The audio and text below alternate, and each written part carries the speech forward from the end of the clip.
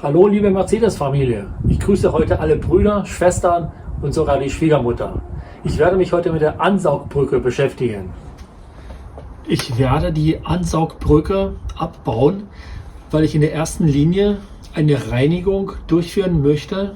Ich gehe davon aus, dass aufgrund der Abgasrückführung eine starke Verschmutzung in der Ansaugbrücke vorhanden ist. Und im weiteren Schritt, das ist aber Thema für die nächsten Folgen, werde ich mich um die Glühkerzen kümmern und dann schaue ich mir auch noch die Einspritzdüsen an. Ich werde mit dem Abbau direkt an dem Zylinderkopf beginnen.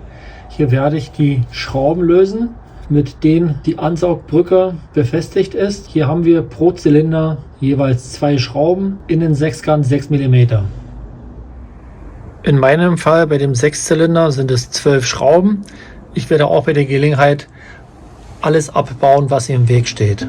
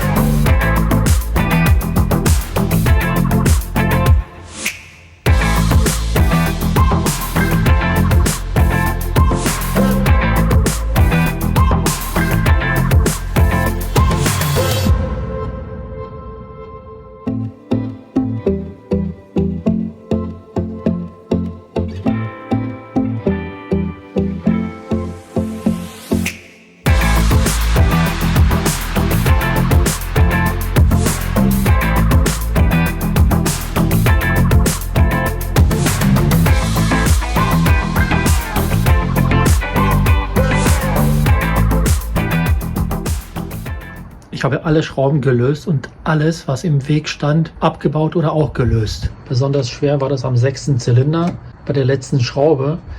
Dafür habe ich mir die lustige Demontagehilfe gebaut. Wegen der Abgasrückführung und der Aufnahmeplatte für den Luftfilterkasten waren die Arbeiten deutlich schwerer als an den normalen Modellen. Nun bin ich so weit, dass ich den Ansaugkrümmer abnehmen kann. Bei dem Abbau ist mir eine Sache aufgefallen, die mich ein wenig verunsichert. Und zwar geht es um dieses Kabel. Es verläuft von vorne nach hinten und nach dem 4. Zylinder geht er unter die Ansaugbrücke. Dadurch aber, dass sie hier hinten und an der Stelle verschlossen ist, kann ich die Brücke nicht abnehmen. Selbst wenn ich den Stecker zerlege und den hier abziehe, bleibt noch dieses Kabel.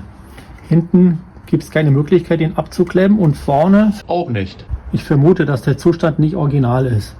Ihr könnt mir gerne in den Kommentaren schreiben, ob ihr sowas auch schon hattet und ob ihr da eine Lösung habt, wie man das Problem lösen kann.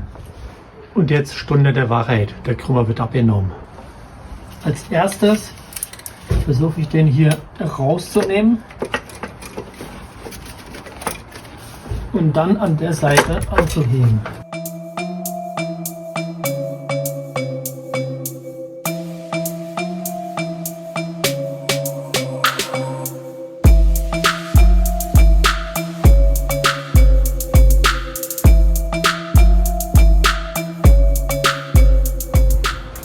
Jetzt werde ich noch die alte Dichtung entfernen. Jetzt habe ich das Teil draußen. Es wird nur noch mit dem Kabel festgehalten. Darum werde ich mich aber später kümmern. Jetzt werde ich den Zustand der Ansaugbrücke mir anschauen. So sieht das beste Stück aus. Sehr starke Verschmutzung. Das sind Ablagerungen, die von der Abgasrückführung verursacht wurden. So sehen alle aus.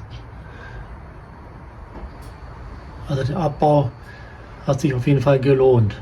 Aus der Perspektive sieht man es noch besser. Die Ablagerung ist feucht und relativ weich, also eigentlich bestens geeignet zum Ausbrennen.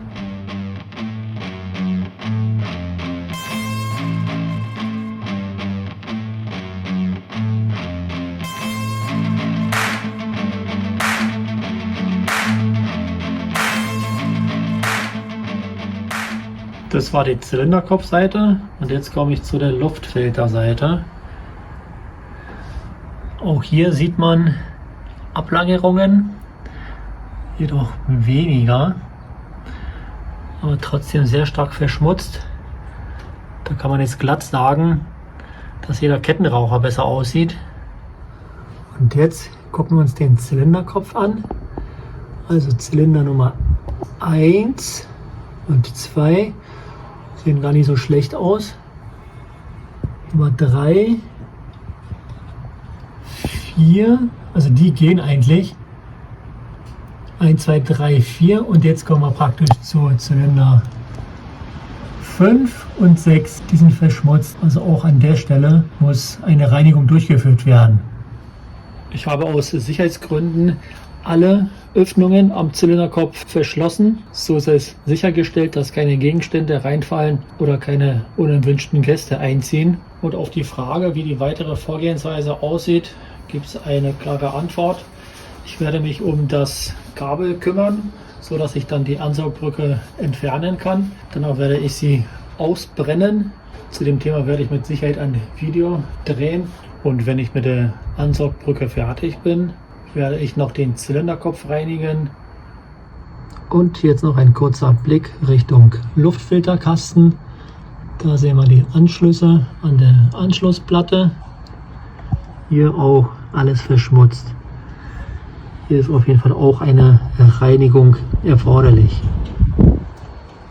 Ich bin heute nicht ganz fertig geworden, habe aber auf jeden Fall eine große Baustelle entdeckt, die beseitigt werden muss.